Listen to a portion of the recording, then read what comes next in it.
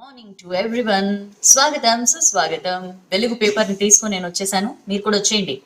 ఆ శ్రావణం లగ్గాలకి కరోనా అడ్డం. మామూలుగా శ్రావణ మాసం అంటేనే పెళ్లిళ్ళ హడావుడి కనిపిస్తుంది కదా, బట్ ఈ కరోనా వల్ల అవన్నీ బాగా తగ్గిపోయాయని చెప్పి చూస్తున్నాం. అండ్ ప్రజల ప్రాణాలు గాలికి వదిలేసి ఏం ఎలుగబెడుతున్నారు. హైకోర్టు మరొకసారి మొట్టికాయలు వేసింది. అండ్ మోర్ ఓవర్ పదే పదే క్వశ్చన్ చేస్తుంటే, పదే పదే మొట్టికాయలు వేస్తుంటే హైకోర్టు మెచ్చుకుందని చెప్పి ఎట్లా చెప్పుకుంటారు మీరని చెప్పి కూడా డైరెక్ట్ గా క్వశ్చన్ చేసింది. సో హైకోర్టు ఏమనింది, ఇంకేమంది గవర్నమెంట్ ని, ఆ వివరాలు చూద్దాం. కవరేజ్ కి మీడియాకు అనుమతి ఇవ్వండి. సెక్రటేరియట్ కూల్చివేత కవరేజ్ కి సంబంధించి V6 వెలుగు పిటిషన్ వేసిందండి హైకోర్టులో. దాని గురించి డీటెయిల్స్ చెప్తా. 5 రోజులైనా రిజల్ట్ ఇవ్వలే, ట్రీట్మెంట్ చేయలే, కరోనాతో టీచర్ మృతి. వరంగల్ MGM లో ఎంత దారుణమైన సిచ్యుయేషన్ అంటే దాని గురించి చెప్తాను. అండ్ ఆల్సో వరంగల్ MGM లో ఎలాంటి సిచ్యుయేషన్ ఉంది, చాలా చోట్ల అంటే పెద్ద పెద్ద డిస్ట్రిక్ట్స్ కే ఇలాంటి పరిస్థితి ఉంటే ఇంకా మామూలు చిన్న జిల్లాలు కానీ ఊళ్ళలో కానీ పరిస్థితి ఎలా ఉందో మనకు అంచనాకి రావచ్చు. దానికి సంబంధించిన వార్తలు చూద్దాం. దేశంలో వేగంగా పెరుగుతున్న కరోనా కేసులు 20 రోజుల్లో 5 లక్షలు. ఒకనొకప్పుడు ఒక కేసు 5 కేసులు నుంచి స్టార్ట్ అయ్యి ఇప్పుడు 20 రోజుల్లోనే 5 లక్షల కేసులు నమోదయ్యాయి. విపరీతంగా దేశంలో వేగంగా విస్తరిస్తోంది కరోనా. దానికి సంబంధించిన వార్త. ప్రజల ప్రాణాలు గాలికి వదిలేసి ఏమి ఎలుగబెడుతున్నారు, మేము చివాట్లు పెడుతుంటే మెచ్చుకున్నట్లు చెప్పుకుంటారా అని చెప్పి రాష్ట్ర ప్రభుత్వంపై నిన్న హైకోర్టు తీవ్రమైన ఆగ్రహం వ్యక్తం చేసిందండి. కరోనా టెస్టులు ఎందుకు పెంచుతలేరు, మేము క్లియర్ గా చెప్పినాం కరోనా టెస్టులు పెంచాలి అని చెప్తే ఎందుకు పట్టనట్లు ఎందుకుంటున్నారు. కోర్టు ఆదేశాలంటే మీకు అసలు లెక్క లేకుండా పోయింది, ఇంకా అవకాశాలు ఉండవు, చర్యలే ఉంటాయని చెప్పి చాలా ఘాటుగా హైకోర్టు వ్యాఖ్యానించింది. వాస్తవాలు దాచిపెట్టి తప్పుదో పట్టిస్తారా, మీకెంత ధైర్యం. ICMR గైడ్ లైన్స్ అమల్లో రాష్ట్ర ప్రభుత్వం ఫెయిల్ అయింది అని చెప్పి కూడా హైకోర్టు తీవ్రమైన వ్యాఖ్యలు చేసింది. హెల్త్ బులెటిన్ లో ఫుల్ డీటెయిల్స్ ఉండాల్సిందే, మేము ఎప్పుడో చెప్పినాం హెల్త్ బులెటిన్ కామన్ మ్యాన్ కి కూడా అర్థమయ్యేలా ఉండాలి, దానిలో అన్ని రకాల డీటెయిల్స్ ఉండాలి అని చెప్పి ఎందుకు పెడతలేరు. ప్రతి వార్డ్ కి సంబంధించి ఈ డీటెయిల్స్ కూడా ఉండాలి. ఈ వార్డ్ లో ఎంతమంది పేషెంట్స్ ఉన్నారు అనేది మొత్తం డీటెయిల్డ్ గా ఉండాలంటే ఎందుకు అలాంటివి పెట్టే ప్రయత్నం చేయట్లేదని చెప్పి హైకోర్టు క్వశ్చన్ చేసింది. 28న స్వయంగా CS వచ్చి వివరణ ఇవ్వాలని చెప్పి కూడా హైకోర్టు ఆదేశించిందండి. 50,000 కరోనా టెస్టులు చేస్తామని చెప్పి ఘనంగా చెప్పుకున్నారు కదా, ఎందాక వచ్చింది అది, అసలు ఇంతవరకు చేశారా అని చెప్పి కూడా క్వశ్చన్ చేసింది. ప్రభుత్వ తీరు ఎట్లుందంటే చెవిటివాడి ముందు నిలబడి శంఖం ఊదినట్లే ఉంది, మీరేమన్నా అనండి మాకేం పట్టింపు లేదు అన్నట్లు, అట్లా బెల్లం కొట్టిన రాయల్లే ఉంది గవర్నమెంట్ అని చెప్పి కూడా హైకోర్టు నిన్న వ్యాఖ్యానించింది. వేరే రాష్ట్రాలతో పోలిస్తే తెలంగాణ చాలా వెనుకబడింది టెస్టుల విషయంలో అని చెప్పి కూడా అంది. ఈ నెల 18th వరకు టెస్టులు ఒకసారి పరిశీలిస్తే హైకోర్టు చేసిన కామెంట్స్, మిలియన్ జనాభాకి అంటే 10 లక్షల జనాభాకి ఢిల్లీలో 39,000 టెస్టులు చేశారు. ఈ నెల 18th వరకు చూస్తే ఏపీలో 24,000, ప్రతి 10 లక్షల మందికి 24,000 మందికి టెస్టులు చేశారు. తమిళనాడులో 24,000, కర్ణాటకలో 14,000, మహారాష్ట్రలో 12,000, బట్ తెలంగాణలో 6,389. ఎక్కడ పక్క రాష్ట్రాలు ఎక్కడున్నాయి, మనం ఎక్కడున్నాయి, వీటితో సమానంగా మన దగ్గర కేసులు పెరుగుతున్న స్థితి. అయినా సరే 10 లక్షల జనాభాతో పోల్చుకుంటే, ఆ మిగిలిన రాష్ట్రాలతో పోల్చుకుంటే మన దగ్గర ఎంత తక్కువగా టెస్టులు జరుగుతున్నాయో చూస్తున్నాం. హైకోర్టు వీటన్నిటిని ఎగ్జాంపుల్ గా చెప్పి ఏం జరుగుతుంది, ఎందుకు టెస్టులు పెంచట్లేదని చెప్పి ప్రభుత్వాన్ని నిలదీసింది. మొత్తం నిప్పులు జరిగిందండి నిన్న మాత్రం. కరోనా కట్టడి కోసం జాగ్రత్తలు తీసుకోవాలని చెప్పి ఆర్డర్స్ ఇస్తుంటే ఎందుకు పట్టించుకోవట్లేదు. పోనీ ఏమైనా ప్రభుత్వం సొంతంగా ఏమైనా చేస్తుందా, మా ఆర్డర్స్ ని పక్కన పెట్టంటే అట్లా కూడా వెలగబెట్టింది ఏం లేదు. పరిస్థితులు పూర్తిగా చేయి దాటిపోతుంటే ఎందుకు మీనమేషాలు లెక్కిస్తున్నారని చెప్పి కూడా క్వశ్చన్ చేసింది. ప్రతిసారి పిల్స్ విచారణకు వచ్చిన ప్రతిసారి మేము మొట్టికాయలే వేస్తున్నాం, అయినా సరే ప్రెస్ మీట్లు అవి పెట్టుకుని రాష్ట్ర సర్కార్ హైకోర్టు మమ్మల్ని మెచ్చుకుంది అని చెప్పి చెప్పుకోవడం ఏంటి, బులెటిన్ లో మీరు అట్లా డబ్బు కొట్టుకుంటారని చెప్పి కూడా క్వశ్చన్ చేసింది. కోర్టు ఆర్డర్స్ అంటే ప్రభుత్వానికి లెక్క లేకుండా పోయింది అని చెప్పి కూడా మండిపడ్డ సిచ్యువేషన్. ఇంకా చాలా మాటలు అందండి. హైకోర్టు ఏమంది ప్రభుత్వాన్ని నేను మీకు చెప్తాను లోకల్ పేజీలో. అండ్ సెక్రటేరియట్ కూల్చివేతకు సంబంధించి కవరేజ్ కి మీడియాకు అనుమతి ఇవ్వండి అని చెప్పి హైకోర్టులో V6 ఛానల్, వెలుగు దినపత్రిక పిటిషన్ వేసేయండి. మెయిన్ గా కూల్చివేత పనులు కవర్ చేయకుండా ప్రభుత్వం ఏదైతే ఆంక్షలు పెట్టిందో, లోపలికి ఈవెన్ మొబైల్స్ కూడా అలో చేయట్లేదు అక్కడ పనులు చేసేవాళ్ళని. సో మీడియాని దరిదాపుల్లోకి అనుమతించడం లేదు. అసలు ప్రజల డబ్బుతో కట్టిన అధికారిక భవనాలు అవి, వాటి కూల్చివేత సందర్భంగా అసలు ఏం జరుగుతోందో, సిచ్యువేషన్ ఏంటో తెలుసుకోవాల్సిన హక్కు ప్రజలకు ఉంది, అది చూపించాల్సిన బాధ్యత మీడియాది. ఇంత రహస్యంగా వాటిని ఉంచడం ఏంటి అని చెప్పి పిటిషన్ లో పేర్కొంది. సో మీడియా కవరేజ్ కి అనుమతించేలాగా హైకోర్టు ఆదేశాలు ఇవ్వాలి అని చెప్పి పిటిషన్ లో V6 వెలుగు పేర్కొన్న పరిస్థితి. అండ్ శ్రావణం లగ్గాలకు కరోనా ఎఫెక్ట్, మంచి ముహూర్తాలున్నా చేసుకోలేని పరిస్థితి. మార్చి నుంచి జూలైకి చాలా మంది పెళ్లిళ్లను పోస్ట్ పోన్ చేసుకున్నారు, ఇప్పుడు ఏకంగా నవంబర్ కి వాయిదా వేసుకుంటున్న పరిస్థితి కరోనా వల్ల అని చెప్పి చూస్తున్నాం. మామూలుగా అయితే శ్రావణంలో 3 లక్షల పెళ్లిళ్ళు జరుగుతాయట రేపు. ఈ 3 లక్షల పెళ్లిళ్ళు కాస్త ఈసారి 1,00,000కే పరిమితమైన పరిస్థితి. మొత్తం మ్యారేజ్ కి సంబంధించి బట్టలు కొనడం దగ్గర నుంచి పెద్ద పెద్ద హై క్లాస్ వాళ్ళు దీనికి సంబంధించి ఈవెంట్స్ కి ఇస్తూ ఉంటారు. పెద్ద పెద్ద మొత్తం ప్రతిదీ కూడా ఈవెంట్ మేనేజ్మెంట్ కి ఇచ్చేస్తూ ఉంటారు మ్యారేజ్ కి సంబంధించి. వాళ్ళందరికీ కూడా చాలా బిజినెస్ డల్ అయిపోయిందని చెప్పి మనం ఈ ఆర్టికల్లో చూస్తున్నాం. ఈ నెల 23 నుంచి ఆగస్టు 14 వరకు మంచి రోజులు. చాలా లగ్గాలు కార్తీక మాసానికి వాయిదా పడ్డాయి. నవంబర్ డిసెంబర్ లో మళ్ళీ మంచి ముహూర్తాలు ఉండడంతో అని చెప్పి ఈ ఆర్టికల్లో చూస్తున్నాం. ఏటా 10 లక్షల పెళ్లిళ్లు జరిగితే మన రాష్ట్రంలో ప్రతి సంవత్సరం ఈ ఒక్క టైంలోనే, ఈ ఒక్క శ్రావణ మాసంలోనే 3 లక్షల నుంచి 4 లక్షల లగ్గాలు జరుగుతాయట. బట్ ఈసారి కరోనా వల్ల ఆ పరిస్థితి లేదు అని చెప్పి పురోహితులు, మ్యాట్రిమోనీ ఓనర్లు, ఈవెంట్ మేనేజర్లు అందరూ కూడా చెప్తున్నారు. ఈ సీజన్ లో 50,000 నుంచి 1,00,000 పెళ్లిళ్లకు మించే పరిస్థితి ఉండకపోవచ్చు అని చెప్పి కూడా వీళ్ళు అంటున్న పరిస్థితి. ఇప్పుడు ఇంత డేంజరస్ సిచ్యువేషన్ లో ఎందుకు, అదేదో నవంబర్ డిసెంబర్ లో చూద్దామని చెప్పి కూడా చాలా మంది ఆలోచిస్తున్నారు అని చెప్పి మనం ఆర్టికల్ చూడొచ్చు. దాని గురించి చూద్దాం మన లోకల్ పేజీలో. వరంగల్ ఎంజిఎం లో దారుణం జరిగిందండి. కరోనా లక్షణాలతో 15న ఆసుపత్రిలో ఒక టీచర్ పోతురాజు జాయిన్ అయ్యారు. అదే రోజు టెస్టులు చేశారు సిబ్బంది, రిపోర్ట్ మాత్రం ఇవ్వలేదు. 19న నో రిజల్ట్ వచ్చిందని చెప్పారు. అతనికి ఒక పక్క జ్వరము, దగ్గు, ఆయాసంతో అడ్మిట్ అయ్యారు. మామూలు వార్డ్ లో పెట్టారు. టెస్ట్ కి శాంపుల్ తీసుకెళ్లారు. దానికి సంబంధించి రిజల్ట్ మాత్రం రాలా. పదే అడిగితే 15న ఆసుపత్రిలో చేరితే 19న నో రిజల్ట్ వచ్చిందని చెప్పి సూపరింటెండెంట్ చెప్పారు. మళ్ళీ టెస్ట్ చేసే లోపే చనిపోయాడు అని చెప్పి చాలా క్యాజువల్ గా చెప్పేశారు. బట్ ఎందుకంటే కోల్పోయిన ఫ్యామిలీకే తెలుస్తుంది అన్నట్లు పాపం మృతుని భార్య మాత్రం చాలా దీనంగా టైంకి ఆయనకి ట్రీట్మెంట్ చేస్తుంటే ఖచ్చితంగా బ్రతికేవారు, లేదా మమ్మల్ని వేరే ప్రైవేట్ హాస్పిటల్ కి రెఫర్ చేసినా మేము వెళ్ళిపోయేవాళ్ళం హైదరాబాద్ అని చెప్పి ఆమె చాలా దీనంగా చెప్తున్న పరిస్థితి. ట్రీట్మెంట్ అందుకే చనిపోయారు అని చెప్పి మృతుని భార్య అంటుంటే ఆదివాసీ సంఘాలు ఆగ్రహం వ్యక్తం చేస్తున్నాయండి. సర్కార్ స్కూల్ టీచర్ 5 రోజుల క్రిందట దగ్గు, జ్వరం, శ్వాస తీసుకోవడంలో ఇబ్బందితో హాస్పిటల్కి వచ్చారు. ఎంజిఎం కి టెస్టులు చేశారు కానీ రిజల్ట్ ఇవ్వాల. మామూలుగా జనరల్ వార్డ్ లో పడేశారు. మామూలుగా ఎవరికైనా ట్రీట్మెంట్ ఇచ్చే జనరల్ వార్డ్ లో పెట్టేశారు. ఊపిరి ఆడట్లేదు అని చెప్పి ఎన్నిసార్లు చెప్పినా సరే అసలు కనీసంగా పట్టించుకునే ప్రయత్నం కూడా చేయలేదు. సో దీన్ని భరించలేక ఇంకా సోమవారం ఆయన చనిపోయారు. ఇంత నిర్లక్ష్యమా అని చెప్పి బాధితులు క్వశ్చన్ చేస్తున్నారు. అయితే టెస్ట్ లో, కరోనా టెస్ట్ లో నో రిజల్ట్ వచ్చింది, మేమేం చేస్తాం? పాజిటివ్ వస్తే మేము దానికి సంబంధించి ట్రీట్మెంట్ ఇచ్చేవాళ్ళం. నో రిజల్ట్ అని వచ్చింది, దానికి మేమేంటి చేసేదని చెప్పి డాక్టర్స్ క్వశ్చన్ చేస్తున్నారు. సరే నో రిజల్ట్ వచ్చింది కదా, మరొకసారి టెస్ట్ చేద్దాము, సిమ్టమ్స్ ఉన్నాయి కదా అని చెప్పి టెస్ట్ చేద్దాం అనుకునే లోపే పేషెంట్ చనిపోయారు అని చెప్పి చాలా నార్మల్ గా చెప్తున్న పరిస్థితి. పేషెంట్ డెడ్ బాడీని చుట్టి అప్పగించారు. జిల్లా వైద్య ఆరోగ్య అధికారులకు మాత్రం కరోనాతో చనిపోయినట్లు సమాచారం ఇచ్చారు అని చెప్పి మనం ఈ ఆర్టికల్లో చూస్తున్నాం. మరి ఇంత ఇది మరి నో రిజల్ట్ అని చెప్పి వచ్చినప్పుడు కరోనా రిలేటెడ్ డెత్ గా ఎందుకు బాడీని అప్పగించారు అనేది కూడా ఇక్కడ ప్రశ్నార్థకమైందండి. వైద్య ఆరోగ్య శాఖ అధికారులకు కూడా, ములుగు జిల్లా వైద్య ఆరోగ్య శాఖ అధికారులకి కరోనాతో చనిపోయినట్లే వివరాలు కూడా చెప్పిన పరిస్థితి. దహన సంస్కారాల టైంలో జాగ్రత్తలు పాటించాలి, ఎక్కువ మంది ఉండకూడదు, ఇవన్నీ కూడా చెప్పారు. మరి నో రిజల్ట్ అని వచ్చినప్పుడు ఇవన్నీ ఎందుకు చెప్పారు అనే చర్చ కూడా నడుస్తోంది. పూర్తిగా నిర్లక్ష్యం వల్లే చనిపోయారని మృతుని భార్య అంటున్న పరిస్థితి. ఏం జరిగిందో మనం లోకల్ పేజీలో చూద్దాం. ఇక 20 రోజుల్లో 5 లక్షలు. గత వారం నుంచి దేశవ్యాప్తంగా ఏ రోజు కూడా 30,000కి తగ్గకుండా కొత్త కేసులు నమోదవుతున్న పరిస్థితి. యూరోపియన్ దేశాల్లో ఎక్కడైతే విపరీతంగా కేసులు నమోదయ్యాయో అక్కడ కూడా ఒక్క రోజు 30,000కి పైగా కేసులు నమోదైన సిచ్యువేషన్ అయితే లేదు. మన దగ్గర మాత్రం విపరీతంగా పెరిగిపోతున్నాయి. సో బెంగాల్లో కొన్ని చోట్ల కమ్యూనిటీ స్ప్రెడ్ అయిందని చెప్పి ఆ రాష్ట్ర సర్కార్ వెల్లడించిందండి. వారంలో 2 రోజుల పాటు కంప్లీట్ లాక్డౌన్ పాటించాలి అని చెప్పి కూడా వెస్ట్ బెంగాల్ గవర్నమెంట్ డెసిషన్ తీసుకుంది.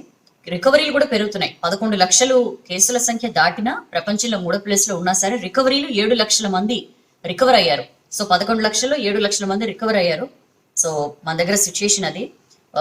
జనవరి 30న మన దగ్గర దేశంలో ఒక్కటే కేసు ఉండే, జాన్ 30న. తర్వాత నెల రోజులకి 5 కేసులే అయ్యాయి. తర్వాత నెలకి 2,000 నమోదయ్యాయి. మనం చాలా సార్లు అనుకున్నాం వేరే కంట్రీస్ లో మొత్తం మరణ మృదంగం మోగుతోంది, బట్ మన దగ్గర చాలా ఎఫిషియెంట్ గా మనం కంట్రోల్ చేయగలిగామని చెప్పి. అయితే జూన్ నాటికి మొత్తం ఒక 4 months లో మొత్తం సినేరియో మారిపోయింది. జూన్ నాటికి 2 లక్షల కేసులు అయితే జూలై 1కి 6 లక్షలు దాటాయి. ఈ ఒక 20 days లోనే 5 లక్షలకు పైగా కేసులు నమోదయ్యాయి. ఏ రోజు కూడా 30,000కి తగ్గకుండా కొత్త కేసులు రికార్డ్ అవుతున్న సిచ్యుయేషన్. దేశంలో కరోనా కేసులు ఎలా పెరుగుతున్నాయంటే నేను చెప్పా కదా, European countries, Italy, France, Germany లాంటి యూరోపియన్ కంట్రీస్ లో మొత్తం కేసులు 3 లక్షల లోపు ఉంటే మన దగ్గర గత వారంలోనే 2 లక్షలకు పైగా నమోదయ్యాయి అని చెప్పి మనం ఈ ఆర్టికల్లో చూస్తున్నాం. దాని గురించి చూద్దాం. మనం కమ్యూనిటీ స్ప్రెడ్ జరిగిందా అనే దానికి సంబంధించి ఇండియన్ మెడికల్ అసోసియేషన్ ఏం చెప్తోందో లోకల్ పేజీలో వివరాలు చూద్దాం. సెకండ్ పేజ్కి వద్దామండి. సెకండ్ పేజ్ లో శ్రావణం లగ్గాలకు కరోనా అడ్డం. మనం చెప్తున్నాం కదా, వాయిదాల మీద వాయిదాలు వేస్తున్నారు చాలా చోట్ల.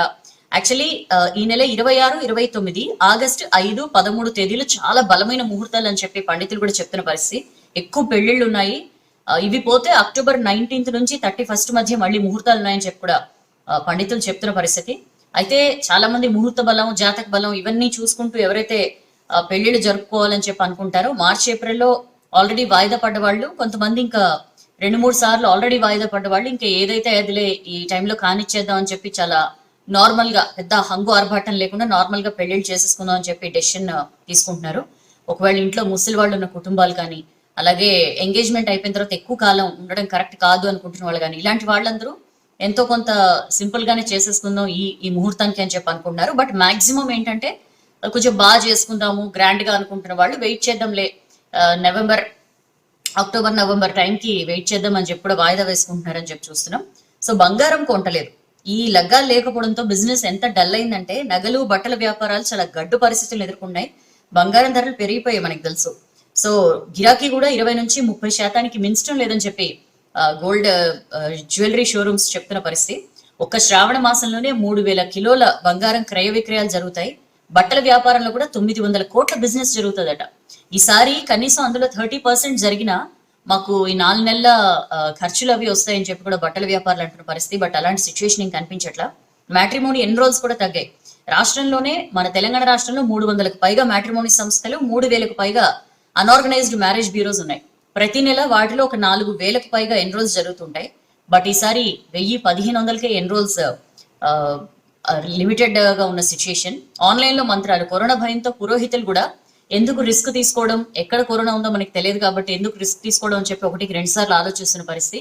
పెళ్లిళ్లే చాలా వరకు వాయిదా వేసుకుంటున్నారు. ఇంకా తప్పనిసరి పెళ్లిళ్ళు పెట్టుకుంటున్న వాళ్ళకి మాత్రం మేము ఆన్లైన్ లోనే మంత్రాలు చదివి వినిపిస్తాం, ఫిజికల్ గా అక్కడికి వచ్చే పరిస్థితి లేదని చెప్పి కూడా పురోహితులు చెప్తున్న పరిస్థితి. అన్ని రంగాలు కూడా మొత్తం ఈవెంట్ ఆర్గనైజర్స్ కానీ, క్యాటరింగ్ డిపార్ట్మెంట్ కానీ, ఫంక్షన్ హాల్స్ కానీ, మొత్తం పెళ్లిళ్లకు సంబంధించి ఏవైతే బిజినెస్ లో డిపెండ్ అయి ఉన్నాయో మొత్తం అన్ని కూడా ఢమాలైన పరిస్థితి అని చెప్పి ఈ ఆర్టికల్ చూస్తున్నాం. బ్యూటీ పార్లర్స్, ట్రాన్స్పోర్ట్, ఫోటోగ్రఫీ మొత్తం అన్ని. ఒక్క గ్రేటర్ లోనే 8,000కు పైగా చిన్న పెద్ద ఫంక్షన్ హాల్స్ ఉంటాయి. ఒక్కో ఫంక్షన్ హాల్లో 100-150 మంది పనిచేస్తారు. వీళ్ళెవ్వరికీ కూడా ఇప్పుడు ఉపాధి లేని పరిస్థితి. వీళ్ళందరూ కూడా ఉపాధి కోల్పోయారు అని చెప్పి ఈ ఫంక్షన్ హాల్ నిర్వాహకులు వాళ్ళు చెప్తున్నారు. ముహూర్తాలు ఉన్నా సరే చాలా మంది భయపడుతున్నారని చెప్పి పురోహితుడు నాగేంద్ర శర్మ చెప్తున్నారండి. ప్రతి ఏటా శ్రావణ మాసంలో ఒక్క ముహూర్తానికి 3-5 పెళ్లిళ్లు ఫిక్స్ చేస్తుండేవారట. కానీ ఇప్పుడు ఆ పరిస్థితి లేదు. ఫిక్స్ చేసిన వాటిని కూడా వాయిదా వేసుకున్నారు, భయపడుతున్నారు జనాలు అని చెప్పి చెప్తున్నారు. బిజినెస్ బాగా దెబ్బతిందని వెడ్డింగ్ ప్లానర్ చైతన్య చెప్తున్నారు. జూమ్ యాప్ ద్వారా కాన్ఫరెన్స్ జరుగుతున్నాయి. కరోనాతో ఫంక్షన్ హాల్స్ లో పెళ్లిళ్ళు ఏం జరగట్లా. ఒక 50 మంది గెస్ట్లతోనే ఇంట్లో చాలా సింపుల్ గా చేసేసుకుంటున్నారు అని చెప్పి కూడా చెప్తున్నారు. బిజినెస్ లో మాత్రం చాలా నష్టం వచ్చింది అంటున్నారు. గ్రాండ్ గా చేసుకుందాం అనుకున్నానని ఒక సాఫ్ట్వేర్ ఇంజనీర్ రవికాంత్ రెడ్డి చెప్తున్నారు. మార్చిలో పెళ్లి ఫిక్స్ చేశారు, అన్ని ఏర్పాట్లు చేసుకున్నా, కరోనా వల్ల పోస్ట్ పోన్ చేసుకున్నాం. చాలా గ్రాండ్ గా పెళ్లి చేసుకోవాలనుకున్నా, బట్ ఇప్పుడు తప్పట్లేదు, ఇంకా చాలా తక్కువ మందితోనే పెళ్లి చేసుకోవాల్సి వస్తుందని చెప్పి చెప్తున్నారు. సో ఆ రకంగా కరోనా శ్రావణం లగ్గాలకి అడ్డం పడిందని చెప్పి చూస్తున్నాం. అండ్ రాష్ట్రంలో 1,198 కరోనా కేసులు అండి. నిన్న మన రాష్ట్రంలో 11,003 టెస్టులు చేస్తే 1,198 కరోనా కేసులు వచ్చాయి. నిన్న హెల్త్ బులెటిన్ లో పేర్కొన్నారు. గ్రేటర్ హైదరాబాద్ లో 510 కేసులు, జిల్లాల్లో 688 మందికి పాజిటివ్ వచ్చినట్లు చెప్పారు. ఎక్కువగా రంగారెడ్డిలో 106 కేసులు వచ్చాయండి. కరీంనగర్ లో 87, మేడ్చల్లో 76, వరంగల్ అర్బన్ లో 73, మహబూబ్ నగర్ లో 50 కేసులు వచ్చాయి. చాలా ఎక్కువగా జిల్లాల్లో కేసులు పెరుగుతున్నాయి. అండ్ ఏపీ విషయంకి వస్తే ఏపీలో 4,074, 2,500 రోజులు వచ్చాయి. నిన్న 3,000 దాటాయి. ఇప్పుడు 4,000 కొత్త కేసులు వచ్చాయి నిన్న ఒక్కరోజే.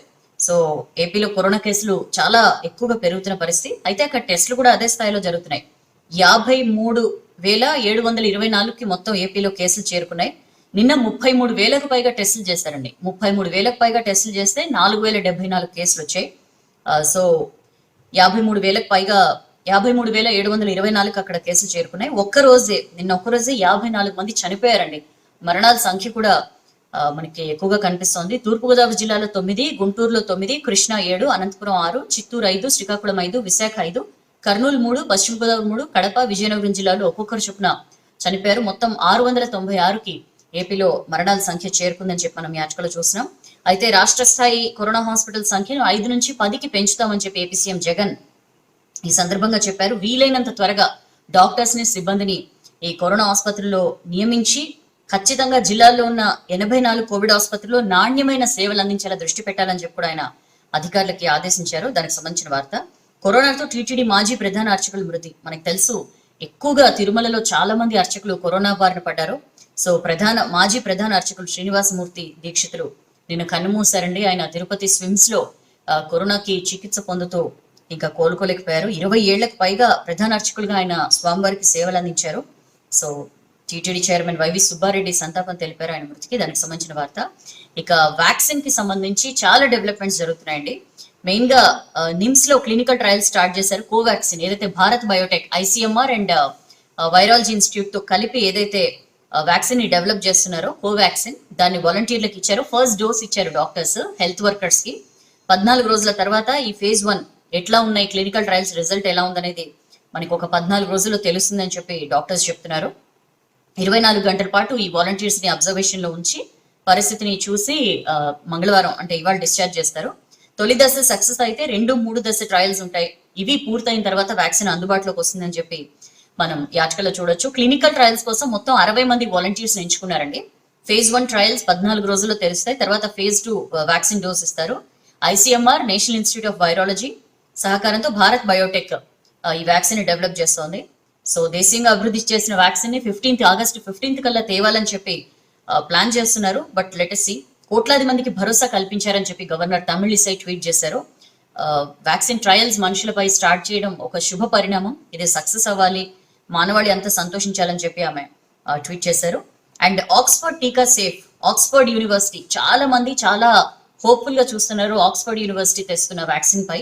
సో మనుషులపై ఫేజ్ 1 ట్రయల్ సక్సెస్ అయ్యాయని చెప్పి వీళ్ళు వెల్లడించారండి. ది లాన్సెట్ జర్నల్ లో రిజల్ట్స్ విడుదల.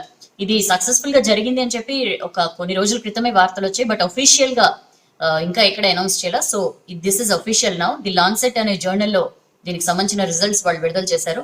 అన్ని సవ్యంగా జరిగితే 2 నెలల్లోనే వ్యాక్సిన్ రెడీ చేస్తామని చెప్పి కూడా ఆక్స్ఫర్డ్ యూనివర్సిటీ చెప్తోందండి. సో ఈ టీకా పేరు ఏంటంటే ఒఫీషియల్ గా ఏజెడ్ 1222 ఏజెడ్ 1222 అని చెప్పి దీన్ని పిలుస్తున్నారు. CHADOX1NCOV19. సో ఇంత పెద్ద పేరు కాకుండా ఏజెడ్ 1222 అని చెప్పి పిలుస్తున్నారు. Chimpanzee Adreno virus viral vector vaccine అన్నమాట ఈ టీకా రకం. జెన్నర్ ఇన్స్టిట్యూట్, ఆక్స్ఫర్డ్ యూనివర్సిటీ సంయుక్తంగా దీన్ని రెడీ చేస్తున్నాయి. ఆస్ట్రాజెనకా PLC British Swedish pharma company దీన్ని ఉత్పత్తి చేయబోతోందని చెప్పి మనం యాచకలో చూస్తున్నాం. ఇది సేఫ్ అని చెప్పి తేలింది. మనుషులపై జరిగిన ఫేజ్ 1 ట్రయల్స్ లో, క్లినికల్ ట్రయల్స్ లో టీకా బాగా పనిచేసిందని చెప్పి కన్ఫర్మ్ చేశారు. సో ఫేజ్ 2 ఇక బ్రిటన్ లో phase 2, UK, US, Brazil, south ఆఫ్రికాలో ఫేజ్ 3 ట్రయల్స్ జరగాల్సింది. వీటిలో కూడా సక్సెస్ అయితే తొందరలోనే మార్కెట్ లోకి రిలీజ్ చేస్తారు. అన్ని సవ్యంగా జరిగితే ఒక 2 నెలల్లోనే ఈ టీకా వచ్చే అవకాశం ఉందని చెప్పి ది లాన్సెట్ మెడికల్ జర్నల్ ప్రకటించింది అని చెప్పి మనం చూస్తున్నాం. ఈ టీకా ఎలా పనిచేస్తుందంటే చింపాంజీలో సాధారణ జలుబు కారణమయ్యే అడినో వైరస్ ని ఈ జెనెటిక్ ఇంజనీరింగ్ ద్వారా మార్చి టీకా తయారు చేశారు. ఇదేంటంటే మనుషుల్లో ఇన్ఫెక్షన్లకు దారితీయకుండా జెనెటికల్ గా మార్చారు దీన్ని. సో కరోనాపై ఉండే స్పైక్ ప్రోటీన్స్ ముళ్ళులా ఉంటాయి కదా, ఆ స్పైక్ ప్రోటీన్స్ ద్వారా అది మన శరీరంలోకి ప్రవేశిస్తుంది. నార్మల్ గా కరోనా మన బాడీలోకి వచ్చే దారి అదనమాట. అందుకే ఈ టీకాకు వాడిన వైరస్ కూడా దానిపై కరోనా లాంటి స్పైక్ ప్రోటీన్స్ తయారు చేసేలా మార్చారు. ఈ వైరస్ స్పైక్ ప్రోటీన్లకు అతుక్కునే కొత్త యాంటీబాడీలు వాలంటీర్ల రక్తంలో తయారయ్యాయట ఇది ప్రవేశపెట్టంగానే. సో వాటిని గుర్తించడం ద్వారా తెల్ల రక్త కణాలు వైరస్ కణాలని నాశనం చేశాయి. దీనివల్ల మన ఇమ్యూన్ సిస్టమ్ కరోనాను కూడా అంతం చేసేలా ట్రైనింగ్ పొందుతుంది. సో ఈ టీకా తయారీ రీసెర్చ్ ఆక్స్ఫర్డ్ యూనివర్సిటీకి చెందిన పెడ్రో ఎం ఫోలగటి ఆధ్వర్యంలో కొనసాగుతోందని చెప్పి మనం యాక్చువల్గా చూస్తున్నాం. 90% మెంబర్స్ లో ఫస్ట్ ఒక డోస్కే మంచి రిజల్ట్ వచ్చిందని చెప్పి చూస్తున్నారు. బట్ కొంతమందికి జ్వరము, తలనొప్పి లాంటివి వచ్చాయి. బట్ అవన్నీ పారాసెటమాల్ తో పోగొట్టొచ్చు, పెద్ద ఇష్యూ కాదని చెప్పి కూడా చెప్తున్న పరిస్థితి. సో ఏదో ఒకటి భారత్ బయోటెక్ దా, ఆక్స్ఫర్డ్ దా ఏదో ఒక టీకా అయితే ముందు రావాలని చెప్పి మొత్తం ప్రపంచం అంతా కూడా కోరుకుంటున్నారండి. అండ్ అదే పేజీలో డాక్టర్లపై ఒత్తిడి, తీవ్ర మానసిక ఆందోళనలో కరోనా వారియర్లు. మనం పదే కరోనా వారియర్స్ అని చెప్పి మనం డాక్టర్స్ ని, హెల్త్ సిబ్బందిని, పోలీసుల్ని ఇట్లా అందరినీ కీర్తిస్తున్నాం కదా. బట్ కరోనా వ్యాప్తితో విపరీతమైన టెన్షన్ లో ఉన్నారు వారియర్స్, ఈ డాక్టర్స్ అని చెప్పి మనం ఈ ఆర్టికల్ చూస్తున్నాం. National institute of mental health సర్వేలో ఈ విషయం వెల్లడైంది. సైకలాజికల్ గా విపరీతమైన స్ట్రెస్ లో ఉన్నారు వాళ్ళు. ఎక్కువగా ప్రభుత్వ డాక్టర్లోనే ఈ టెన్షన్ ఎక్కువ కనిపిస్తుందని చెప్పి ఈ సర్వేలో తేలింది. ఎందుకు ప్రభుత్వ డాక్టర్లోనే అంటే మనకు తెలుసు ప్రభుత్వ హాస్పిటల్స్ లో ఎలాంటి దారుణమైన పరిస్థితులు ఉంటాయో. సో ఆ చాలని ఇన్ఫ్రాస్ట్రక్చర్ తో, చాలని ఫెసిలిటీతో, సరిగా లేని ఎక్విప్మెంట్ తో విపరీతంగా వస్తున్న పేషెంట్లకి ట్రీట్మెంట్ చేయలేక సతమతం అయిపోతూ మానసికంగా విపరీతమైన వేదనకి గురవుతున్నారు వైద్యులు అని చెప్పి సర్వేలో వెల్లడైంది. ప్రతి 5గురిలో 4 కరోనా వ్యాప్తితో ఒత్తిడికి విపరీతంగా గురవుతున్నాం అని చెప్పి ప్రతి 5 డాక్టర్లు 4 చెప్తున్న పరిస్థితి అండి. ఆల్మోస్ట్ 90% మంది ఒత్తిడిని ఎదుర్కొంటుంటే వీళ్ళలో 60% మంది విపరీతమైన ఒత్తిడికి గురవుతున్నారు. ఇంట్లో వాళ్ళకి సోకుతుందని చెప్పి చాలా మంది ఇళ్లలో పిల్లలు ఉంటారు, 60 ఏళ్ళు పైబడ్డ పేరెంట్స్ ఉంటారు. మా వల్ల మేము వైరస్ ని తీసుకుని వీళ్ళకి ఎక్కడ అంటిస్తాము అని చెప్పి టెన్షన్ పడుతున్నాం అని చెప్పి చాలా మంది డాక్టర్స్ చెప్తున్న పరిస్థితి. దీంతో పాటు ఏంటంటే లాక్డౌన్ నుంచి ఇప్పటి వరకు కరోనా మినహా ఇతర ఆరోగ్య సమస్యలపై హాస్పిటల్ క్లినిక్లకు వచ్చే వాళ్ళ సంఖ్య 80% పైగా తగ్గిపోయింది. విపరీతంగా ఒత్తిడి ఉన్నా సరే సాగిపోవాల్సిన పరిస్థితి. ఒత్తిడి ఉందని చెప్పి మేము కూర్చునే స్థితి కూడా లేదు. ఎంతమంది పేషెంట్స్ వచ్చినా మేము చూస్తూనే ఉండాలి. 2 నెలల నుంచి ఇంటికే పోలేదని చెప్పి పిఎస్ విజేందర్ అసిస్టెంట్ ప్రొఫెసర్ చెప్తున్న పరిస్థితి అండి. ఇంటికి వెళ్లకుండా ఇక్కడే ఉంటున్నాను, నా వల్ల ఇంట్లో వాళ్ళకి కరోనా సోకుతుందేమోనని చెప్పి అని అంటున్న పరిస్థితి. Karwan 1 medical officer G Srikanth చెప్తున్నారు, టెస్టింగ్ సెంటర్స్ లో డ్యూటీ చేసే వాళ్ళపై విపరీతమైన ఒత్తిడి ఉంటుంది. ఎందుకంటే టెస్ట్ల కోసం వచ్చే వాళ్ళలో కనీసం 100 మంది వస్తే వాళ్ళలో ఒకరిద్దరికైనా పాజిటివ్ వస్తుంది. వాళ్ళ ద్వారా మాకు ఇన్ఫెక్ట్ అయ్యే ప్రమాదం చాలా ఎక్కువ ఉంటది. హై రిస్క్ లో ఉంటాం కాబట్టి ఎన్ని జాగ్రత్తలు తీసుకున్నా సరే మేము విపరీతమైన ప్రెషర్ కి గురవుతున్నాం అని చెప్పి ఈ ఆర్టికల్లో చూస్తున్నాం. సో డాక్టర్లపై విపరీతమైన ఒత్తిడి ఉంటుందని చెప్పి మనం ఆర్టికల్లో చూడొచ్చు. ఇక నెక్స్ట్ పేజ్కి వస్తే ఏం ఎలగబెడుతున్నారు, అసలు ఏం చేస్తున్నారు, వాస్తవాలు దాచి మమ్మల్ని తప్పుదో పట్టిస్తారా అని చెప్పి హైకోర్టు చాలా ఘాటుగా వ్యాఖ్యానించింది రాష్ట్ర ప్రభుత్వం మీద. ప్రతిరోజు రోజువారీ బులెటిన్లు కానీ బెడ్స్ విషయంలో కానీ ఎక్కడా కూడా వాస్తవాల్ని వెల్లడించని పరిస్థితి ఉంది. ప్రభుత్వం వాస్తవాలను ఎందుకు దాచిపెడుతున్నారు, ఎవరిని మోసం చేద్దాం అనుకుంటున్నారు, పూర్తి వివరాలతో హెల్త్ బులెటిన్ ఇవ్వాలని చెప్పి ఎగ్జాంపుల్ కూడా చెప్పింది హైకోర్టు. ఈ నెల 14న హెల్త్ బులెటిన్ లో 11,900 బెడ్స్, 2,816 ఆక్సిజన్ బెడ్స్, 1,266 వెంటిలేటర్స్ ఉన్నాయని చెప్పి, గాంధీలో 900 బెడ్స్ ఉన్నాయని చెప్పారు. ఆసుపత్రుల వారి వివరాలు మాత్రం చెప్పలా. క్లియర్ గా ఇవ్వాలి, జిహెచ్ఎంసీ వార్డుల వారీగా హెల్త్ బులెటిన్ లో ప్రకటించాలి, ఆయా వార్డు కమిటీలకు ఇవ్వాలి అని చెప్పి ఎప్పుడో మేము గత నెల 8న ఆదేశించి నెల రోజులు పైగా కూడా దాటిపోయింది. ఎందుకు ఆ విషయంలో ఒక మూమెంట్ ఎందుకు కనిపించట్లేదు అని చెప్పి హైకోర్టు కోప్పడింది. సిఎస్ వచ్చి సమాధానం చెప్పాలి, అధికారుల నిర్లక్ష్యం వల్లనే ప్రజలు ప్రాణాలు కోల్పోతున్నారు. సో ప్రభుత్వంపై మేము ఎందుకు చూసి చూడనట్లు ఎందుకు ఉండాలి, మేము ఎందుకు ఉపేక్షించాలి, నిద్రపోయే ఉన్నతాధికారులపై మేము వేటు ఎందుకు వేయకూడదు అని చెప్పి కూడా చాలా తీవ్రమైన ప్రశ్నలు సంధించింది. So public health director, medical education director ని ఆ పదవుల నుంచి తప్పించాలి, ఇదే వారికి లాస్ట్ ఛాన్స్ అని చెప్పి కూడా స్పష్టం చేసిందండి. ఇక మీదట కనుక ఉలుకు పలుకు లేకుండా ఉంటే మేము చాలా తీవ్రమైన చర్యల్ని తీసుకుంటామని చెప్పింది.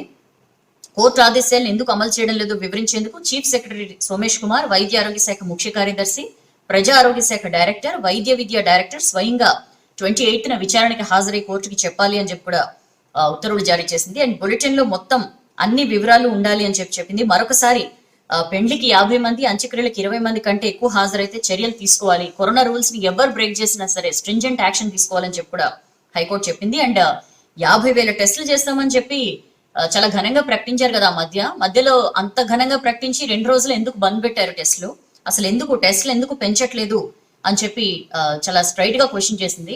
అందరూ మొత్తుకుంటున్నది ఇది, టెస్టులు పెంచండి పెంచండి పెంచండి అని చెప్పి. బట్ ఎందుకో మరి ప్రభుత్వానికి ఏం పట్టట్లేదు.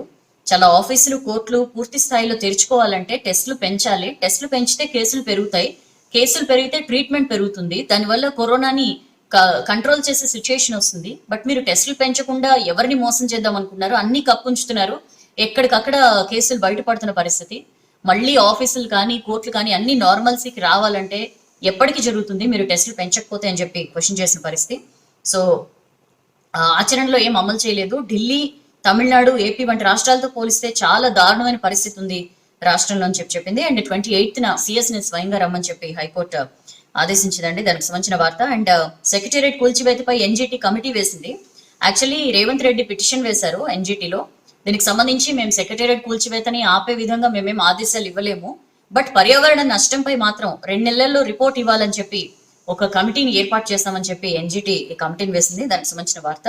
అండ్ గవర్నర్ తో సీఎం కేసీఆర్ భేటీ. 40 రోజుల తర్వాత సీఎం కేసీఆర్ రాజ్భవన్ వెళ్లారు. జూన్ 2న రాష్ట్ర ఆవిర్భావ దినోత్సవం రోజున కలిశారు గవర్నర్ తమిళిసైని. తర్వాత మళ్ళీ ఇప్పుడే సీఎం వెళ్ళడం. మొత్తం చాలా విషయాలండి, సెక్రటేరియట్ కూల్చివేత, కొత్త సెక్రటేరియట్ నిర్మాణం కానీ, గవర్నర్ కోటాలో ఎమ్మెల్సీల సీట్ల భర్తీ కానీ, కరోనా కంట్రోల్ కి తీసుకుంటున్న చర్యలు కానీ, మొత్తం వీటన్నిటిని కూడా వివరించినట్లు ప్రభుత్వ వర్గాలు చెప్తున్నాయి. అన్ని సెక్రటేరియట్ బిల్డింగ్స్ కూల్చివేతకు సంబంధించి కోర్టు ఏమనింది, వివాదాలు, ఉస్మానియా హాస్పిటల్ నీళ్లు రావడం, మొత్తం ఇలాంటి ఎన్నో విషయాలు గవర్నర్ కి చెప్పినట్లుగా తెలుస్తోంది. కరోనా కట్టడికి ప్రభుత్వం తీసుకుంటున్న చర్యల్ని కి సంబంధించి ఒక రిపోర్ట్ ని కూడా ఆయన గవర్నర్ కి ఇచ్చినట్లు తెలుస్తోంది. 15 రోజుల క్రిందట కరోనా గురించి చర్చించాలి అని చెప్పి సిఎస్ ని అలాగే హెల్త్ సెక్రటరీని రావాలని చెప్పి గవర్నర్ కోరితే వాళ్ళు ఎందుకు రాలేదో అనే దానికి సంబంధించి కూడా సీఎం గవర్నర్ కి ఎక్స్ప్లెనేషన్ ఇచ్చినట్లు కూడా తెలుస్తోంది. సో దానికి సంబంధించిన వార్త. ఇక ఉస్మానియాపై నేడు నిర్ణయం, కొత్తది కట్టే యోచనలో సర్కారు ఉందని చెప్పి వార్తలు వస్తున్నాయండి. మనం చూసాం ఉస్మానియా దవాఖానా ఏ రకంగా నీళ్లు వచ్చేసి ఉస్మాన్ సాగర్ లాగా అయిందో. సో ఇవాళ దీని మీద సీఎం కేసీఆర్ నిర్ణయం తీసుకోబోతున్నారు అని చెప్పి ఆర్టికల్ చూస్తున్నాం. ప్రతిపక్షాలు, ప్రజా సంఘాలు ప్రభుత్వ తీరుపై తీవ్ర ఆగ్రహం వ్యక్తం చేసిన నేపథ్యంలో ఇక కొత్త బిల్డింగ్ కట్టేందుకు ప్రభుత్వం ఆలోచిస్తోందని చెప్పి వార్తలు వస్తున్నాయి. ఖాళీ స్థలంతో 4 అంతస్తుల లేదా 8 అంతస్తులో కడతారా అనేది ఇవాళ నిర్ణయం తీసుకోబోతున్నారు. దానికి సంబంధించిన వార్త. ఇక ఇరిగేషన్, ఇక వాటర్ రిసోర్సెస్. నిన్న ఇరిగేషన్ కి సంబంధించి సమీక్ష చేశారు సీఎం కేసీఆర్. సో శాఖ పేరు మారుస్తూ డెసిషన్ తీసుకున్నారండి. ఇక నుంచి ఇరిగేషన్ శాఖ వాటర్ రిసోర్సెస్ డిపార్ట్మెంట్ గా మారబోతోంది. వాటర్ రిసోర్సెస్ డిపార్ట్మెంట్ కు ఎన్ని ఇంజనీరింగ్ చీఫ్ పోస్టులు అవసరమో ముందుగా నిర్ణయించాలని చెప్పి కూడా అధికారులని సీఎం ఆదేశించారు. ఎక్కడికక్కడ ఈఎన్సీ పోస్టులు ఎన్ని కావాలి, చీఫ్ ఇంజనీర్స్ ఎంతమంది కావాలి, మొత్తం అన్ని వివరాలు ఇవ్వండి. అవసరమైతే డిపార్ట్మెంట్ కి ఇంకో 1000 పోస్టులు అదనంగా మంజూరు చేస్తామని చెప్పి కూడా ఈ సందర్భంగా అన్నారు. సో ప్రాజెక్టులు, రిజర్వాయర్లు, చెరువులకు ఖచ్చితమైన ఆపరేషన్ మాన్యువల్స్ ఉండాలని చెప్పి కూడా చెప్పారు. అన్నిటికీ సంబంధించి ఇంజనీర్లతో రాష్ట్రంలో 1.25 కోట్ల ఎకరాలకు సాగునీటిని ఇవ్వడానికి రోజుకు గోదావరి నుంచి 4 టీఎంసీలు, కృష్ణా నుంచి 3 టీఎంసీలు నీటిని ఎత్తిపోయాలని చెప్పి స్పష్టం చేశారు సీఎం. రీఆర్గనైజేషన్ తర్వాత మేజర్, మీడియం, మైనర్, ఐడిసి లాంటి వ్యవస్థలన్నీ ఒకే గొడుగు కిందకు వస్తాయని చెప్పి కూడా చెప్పారు. సో ఇక నుంచి వాటర్ రిసోర్సెస్ డిపార్ట్మెంట్ గా మారబోతోంది. ఇరిగేషన్ మీద ఇంత సమీక్ష చేశారు కానీ ఏపీ, తెలంగాణ విషయంలో, ప్రాజెక్టుల విషయంలో చేస్తున్న తొండి గురించి ఎక్కడా కూడా ఒక మాట కూడా చర్చ జరగలేదు. అండ్ అదే పేజీలో సెక్రటేరియట్ ను కూలుస్తున్నది మూఢనమ్మకంతోనే. నల్గొండ జిల్లా ఆసుపత్రి, జైలుని సందర్శించారండి PCC chief Uttam Kumar Reddy. So రాష్ట్రంలో ఏం జరుగుతోందో అసలు అర్థం కావట్లేదు. కరోనా కంట్రోల్లో కేసీఆర్ సర్కార్ దారుణంగా ఫెయిల్ అయింది అని చెప్పి సందర్భంగా ఆయన కామెంట్ చేసిన పరిస్థితి. కరోనా హాస్పిటల్లో ఏ మాత్రం సౌకర్యాలు లేవని చెప్పి ఆయన అంటున్న పరిస్థితి. కరోనా ట్రీట్మెంట్ ని ఆరోగ్యశ్రీలో చేర్చండి అని చెప్పి ఎప్పటి నుంచో ప్రతిపక్షాలు అన్ని కూడా డిమాండ్ చేస్తున్నాయి. బట్ ఎక్కడ కూడా అది అసలు ఆలోచన కూడా లేదు రాష్ట్ర సర్కార్కి.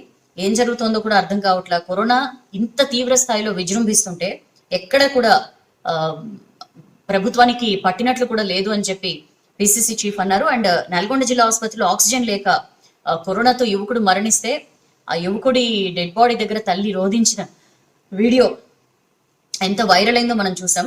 సో నిజామాబాద్ లో ఆక్సిజన్ లేక 4 చనిపోయారు. ఇలాంటి పరిస్థితులు ప్రతి చోట కనిపిస్తున్న ఆసుపత్రిలో పరిస్థితుల్ని మెరుగుపరిచేలాగా కానీ, సౌకర్యాల్ని మెరుగుపరిచే అంశంపై కానీ ప్రభుత్వానికి అసలు ఎక్కడ కూడా పట్టింపు లేదు అని చెప్పి ఉత్తమ్ విమర్శించారు.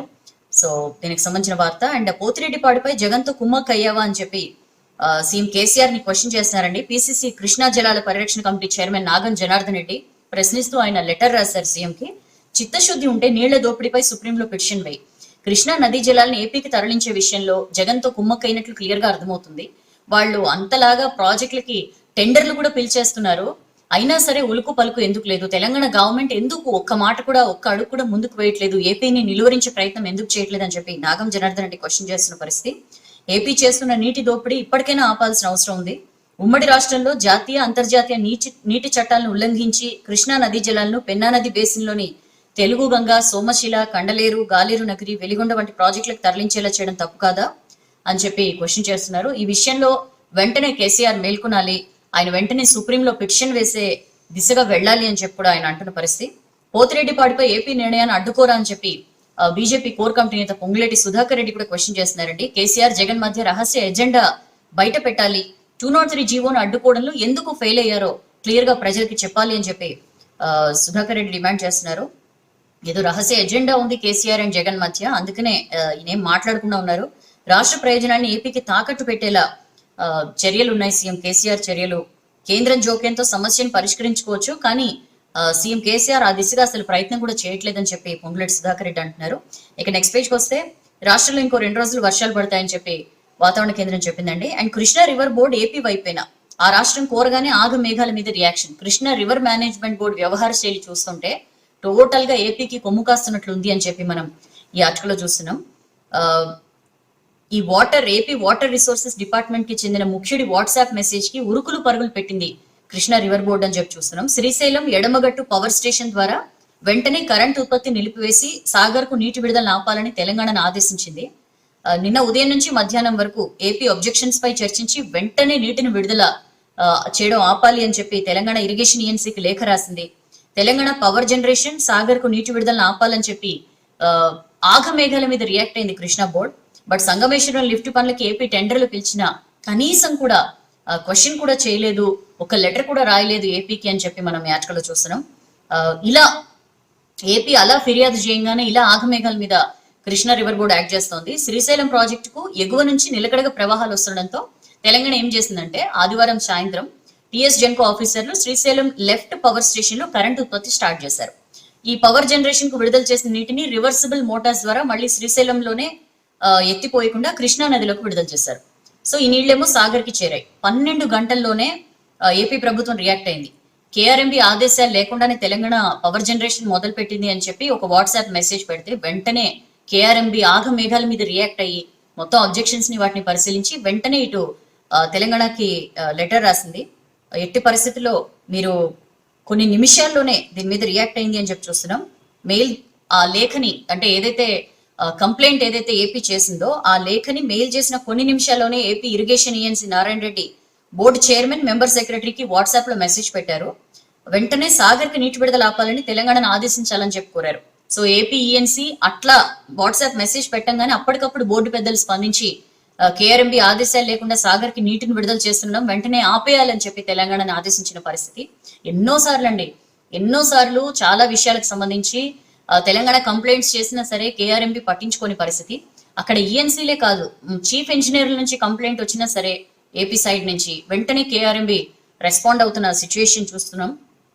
పోతిరెడ్డిపాడుపై ఒక్క లెటర్ రాయలేదే ఏపీ ప్రభుత్వం. 203 జీవోకి సంబంధించి అందులో భాగంగా ఏదైతే ఈ సంగమేశ్వరం లిఫ్ట్ కానీ లేదా పోతిరెడ్డిపాడు హెడ్ రెగ్యులేటర్ విషయంలో కెపాసిటీ పెంపుకు సంబంధించి కానీ ముందుకు వెళ్లొద్దు అని చెప్పి జూన్ 4న కేఆర్ఎంబి మీటింగ్ లో ఆదేశించారు. సో కేంద్ర జలశక్తి శాఖ జోక్యంతోనే ప్రాజెక్టులు ఆపాలని చెప్పి కృష్ణా రివర్ బోర్డు చెప్పింది తప్ప తనకి తాను ఎప్పుడు కూడా ఏపీ విషయంలో కేఆర్ఎంబి డెసిషన్ తీసుకోవాలి. సో వేగంగా పోతిరెడ్డిపాడు సామర్థ్యం పెంపు మీద ఏపీ వేగంగా అడుగులు వేస్తున్న టెండర్ నోటిఫికేషన్ పిలిచినా సరే ఏ మాత్రం కూడా వాటిని ఆపే ప్రయత్నం చేయలేదు కేఆర్ఎంబి అని చెప్పి మనం ఈ ఆర్టికల్ లో చూస్తున్నాం. ఇదేం ఫస్ట్ కాదు, చాలా సార్లు ఇలానే జరిగింది. So Krishna river board AP వైపేనా అన్న అనుమానాలు వ్యక్తమవుతున్న పరిస్థితి. అండ్ పోతిరెడ్డిపాడు పనులకు టెండర్లు. సో శ్రీశైలం నుంచి రోజుకి 3 టీఎంసీల నీటిని ఎత్తిపోసే Pothireddypadu lift scheme, Sangameshwaram lift అని చెప్పి మనం అంటున్నాం కదా, దీనికి ఏపీ ప్రభుత్వం టెండర్లు ప్రారంభించిందండి.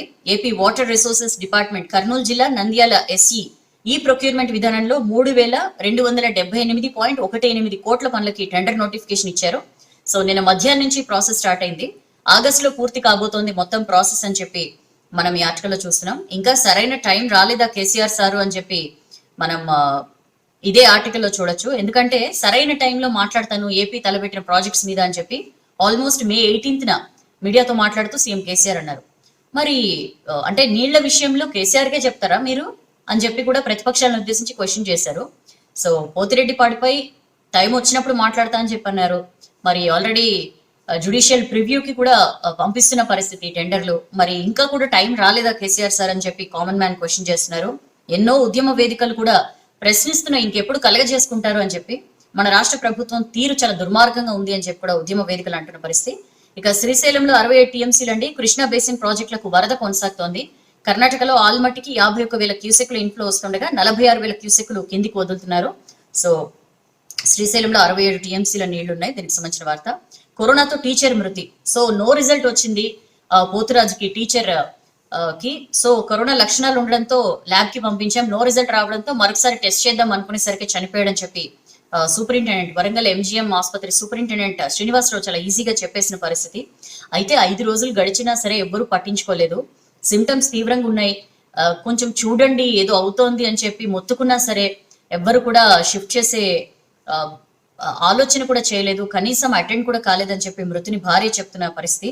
ఆరోగ్యం క్షీణించి ఆదివారం అర్ధరాత్రి దాటాక చనిపోయారు పోతురాజు. ఆయన్ని కనుక ప్రైవేట్ హైదరాబాద్ లో ఏదైనా ప్రైవేట్ హాస్పిటల్ కి తీసుకెళ్లి చికిత్స చేస్తే ఖచ్చితంగా నా భర్త బతికేవారు అని చెప్పి ఆమె కన్నీరు మున్నీరు అవుతున్న పరిస్థితి. ఈ నెల 18న భర్తకి ఊపిరి తీసుకోవడంలో ఇబ్బంది అయితే అప్పుడు తీసుకెళ్లి అడ్మిట్ చేశారు. అండ్ డాక్టర్స్ కి చెప్పినా సరే ఎవరు పట్టించుకోలేదు. జనరల్ వార్డ్ లో ఉంచి మామూలు ట్రీట్మెంట్ చేశారు. చేతుల నా భర్త చావుకి కారణమయ్యారని చెప్పి ఆమె ఆరోపిస్తున్న పరిస్థితి. అండ్ అదే పేజ్ లో ప్లాస్మా పేరుతో చీటింగ్. ఎంత దారుణం అంటే మనం మందుల్ని బ్లాక్ చేసి చీటింగ్ చేస్తున్న వాళ్ళని చూసాం. ప్లాస్మా డోనార్ పేరుతో కూడా చీటింగ్స్ కి పాల్పడుతున్న వాళ్ళు ఉన్నారండి. నిందితుడు సందీప్ అనే ఒక నిందితుడిని అరెస్ట్ చేశారు పోలీసులు. కరోనా బాధితుల నుంచి వేలల్లో వసూలు చేస్తున్నాడు ఇతను. అంతకు ముందేమో కొంచెం ఈ డ్రగ్ సప్లై చేస్తా, ఆ డ్రగ్ సప్లై చేస్తా అని చెప్పి కరోనా విషయంలోనే జనాల్లో ఏదైతే భయం ఉందో దాన్ని ఆసరాగా చేసుకుని ఇలాంటి మోసాలకి పాల్పడుతున్నారు. ప్లాస్మా అవసరమైన వాళ్ళని సోషల్ మీడియా ద్వారా గుర్తించి ఫోన్లు చేసి నేను కరోనా నుంచి కోలుకున్నాను, ప్లాస్మా డొనేట్ చేయడానికి రెడీగా ఉన్నాను అని చెప్పి ఆల్మోస్ట్ 40,000 వసూలు చేశారట. బంజారా హిల్స్ కి చెందిన ఒక్క వ్యాపారి దగ్గర 40,000 ఈ సందీప్ వసూలు చేశాడు. పంజాగుట్టలో ఒకరి దగ్గర 17,000, ఇంకొకరి దగ్గర 6,000, ఇట్లా ఒక్కొక్కరి దగ్గర డబ్బులు వసూలు చేసిన తర్వాత వాళ్ళకి ఇంకా నాట్ రీచబుల్ గా ఉండేవాడు అనమాట. ఇంత దారుణంగా మోసాలకు పాల్పడుతున్న వాళ్ళు ఉన్నారు. చాలా జాగ్రత్తగా ఉన్నాడని చెప్పి పోలీసులు చెప్తున్నారు. పెద్ద రైతులకు అర్హత లేదు, చిన్న రైతులకు ఆసక్తి లేదు. కల్లాల స్కీమ్ కు స్పందన అంతంత మాత్రమే. మొత్తం రాష్ట్ర వ్యాప్తంగా 1,00,000 కల్లాలు నిర్మించాలని చెప్పి ఏదైతే రాష్ట్ర ప్రభుత్వం టార్గెట్ గా పెట్టుకుందో దానికి సంబంధించి దానికి తగ్గట్లుగా అప్లికేషన్స్ రావట్లేదు అని చెప్పి మనం ఈ ఆర్టికల్లో చూస్తున్నాం. పెద్దగా ఆసక్తి చూపించట్లేదు. చిన్న రైతులకేమో ఆసక్తి లేదు, పెద్ద రైతులకేమో అర్హత లేదని చెప్పి ఈ ఆర్టికల్లో చూస్తున్నాం. కల్లాలు లేక రైతులు రోడ్లపైనే ఈ పొలాల్లో రోడ్లపై పంటను ఆరబెట్టుకోవడం కానీ, దానివల్ల ప్రమాదాలు జరగడం కానీ ఇవన్నీ చూస్తున్నాం కదా. సో రాష్ట్ర ప్రభుత్వం కేంద్రం విడుదల చేసే ఉపాధి హామీ మెటీరియల్ ఫండ్స్ తో కల్లాలు నిర్మించాలని చెప్పి డెసిషన్ తీసుకుంది. 3 రకాల డిజైన్లు రెడీ చేసింది. ఈ స్కీమ్ కి రైతుల నుంచి డిమాండ్ బాగా ఉంటుందని చెప్పి అధికారులు అనుకున్నారు, కానీ స్పందన రావట్లేదట. సన్నకారు రైతులు మామూలుగా కల్లాల నిర్మాణానికి 5 ఎకరాల లోపు వ్యవసాయ భూమి ఉన్న రైతులే అర్హులు.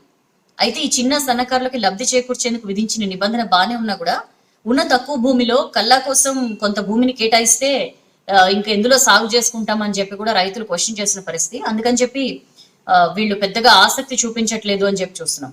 అయితే కొందరు ధనిక రైతుల్ని దీని అవకాశంగా మలుచుకున్నారు. ఫ్యామిలీ మొత్తానికి కలిపి 10 ఎకరాల పైన భూమి ఉన్నా సరే 5 ఎకరాల లోపు భూమి నమోదై ఉన్న తమ కుటుంబ సభ్యుల్లో ఒకరి పేరు మీద అప్లికేషన్ పెట్టుకుంటున్నారు అని చెప్పి చూస్తున్నాం. అయితే కల్లాల కంటే అప్లికేషన్లు చాలా తక్కువగా ఉన్నాయి. పెద్దగా స్పందన రాలేదు. ఎన్నిసార్లు దీనికి సంబంధించి గడువు పెంచినా సరే అసలు స్పందన రావట్లేదు అని చెప్పి ప్రభుత్వం చెప్తున్న పరిస్థితి. నెక్స్ట్ పేజ్కి వస్తే పేరుకే కంటైన్మెంట్లు ఎవరు రారు, పట్టించుకోరు.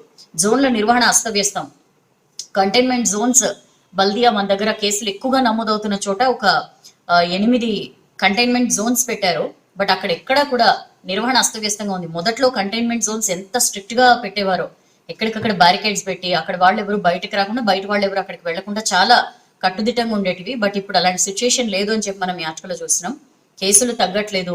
ఈ కంటైన్మెంట్ జోన్స్ అని చెప్పి బారికేడ్స్ పెట్టడంతో అక్కడ చెత్త పేరుకుపోతోంది. కనీసం చెత్త తీయడానికి శానిటేషన్ సిబ్బంది కూడా అటువైపు రావట్లేదు అని చెప్పి మనం చూస్తున్నాం. ఇదివరకు అక్కడ ఎప్పటికప్పుడు శానిటేషన్ కానీ లేకపోతే ఈ సోడియం హైపోక్లోరైడ్ చల్లడం కానీ, ఆ స్ప్రే చేయడం కానీ ఇలాంటి ఎన్నో మెజర్స్ తీసుకునేవారు. బట్ ఇప్పుడు కంటైన్మెంట్ జోన్స్ లో ఇవేమీ లేవు. ప్రత్యేక అధికారులను నియమించినా సరే రిజల్ట్ లేదు అని చెప్పి మనం ఈ ఆర్టికల్లో చూస్తున్నాం. కేసులతో సంబంధం లేకుండా బారికేడ్లు. కరోనా కేసులు ఓ చోటు ఉంటే రోడ్లు ఇంకో చోట బంద్ పెట్టిండ్రు అని చెప్పి మొగల్పురకు సంబంధించిన ఇమ్రాన్ అనే వ్యక్తి చెప్తున్నాడు. కేసులున్న ఏరియాలపై ఫోకస్ పెట్టాలి, అప్పుడే కరోనా వైరస్ కంట్రోల్లోకి వస్తుంది. ఇంతకు ముందు చాలా బాగా కంటైన్మెంట్ జోన్స్ విషయంలో పనిచేసింది బల్దియా, బట్ ఇప్పుడు అట్లాంటిది లేదు అని చెప్పి ఈ ఆర్టికల్లో చూస్తున్నాం. సో ఎక్కడ చెత్త అక్కడ పేరుకుపోయి కొత్త రోగాలు వచ్చే ప్రమాదం ఉందని చెప్పి కూడా అందరూ భయపడుతున్న పరిస్థితి. అమెజాన్ లో ఇంటి దొంగలు.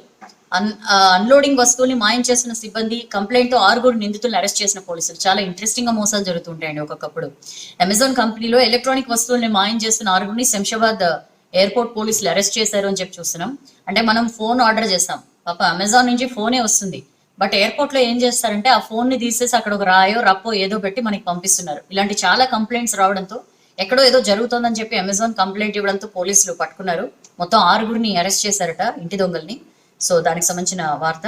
అండ్ రూట్ మార్చిన స్టార్టప్స్. మామూలుగా లాక్డౌన్ తో స్టార్టప్స్ బాగా డౌన్ అయిపోయాయి, చాలా ఇబ్బంది పడ్డాయని చెప్పి మనం చాలా వార్తలు చూసాం కదా. సో కరోనా రిలేటెడ్ ప్రొడక్ట్స్ ని తయారు చేస్తూ స్టార్టప్స్ ఎంతో కొంత నెట్టుకొస్తున్నాయి, సేఫ్ గా బిజినెస్ చేసుకుంటున్నాయని చెప్పి మనం ఈ ఆర్టికల్లో చూడొచ్చు. అండ్ నెక్స్ట్ పేజ్కి వస్తే ఎంజిఎం కోవిడ్ వార్డ్ లో బెడ్లు సాల్తలేవు. మనం ఇందాక వరంగల్ ఎంజిఎం లో ఒక టీచర్ ఎలా చనిపోయారో మాట్లాడుకున్నాం కదా. ఎంత దారుణమైన పరిస్థితి అంటే మొత్తం ఉత్తర తెలంగాణకే వరంగల్ ఎంజిఎం ఆసుపత్రి పెద్ద దిక్కు, అంత స్పెషల్ అన్నమాట. ఆ చుట్టుపక్కల జిల్లాల నుంచి కూడా చాలా మంది వరంగల్ ఎంజిఎంకే వస్తారు ఎలాంటి ప్రాబ్లం ఉన్నా సరే.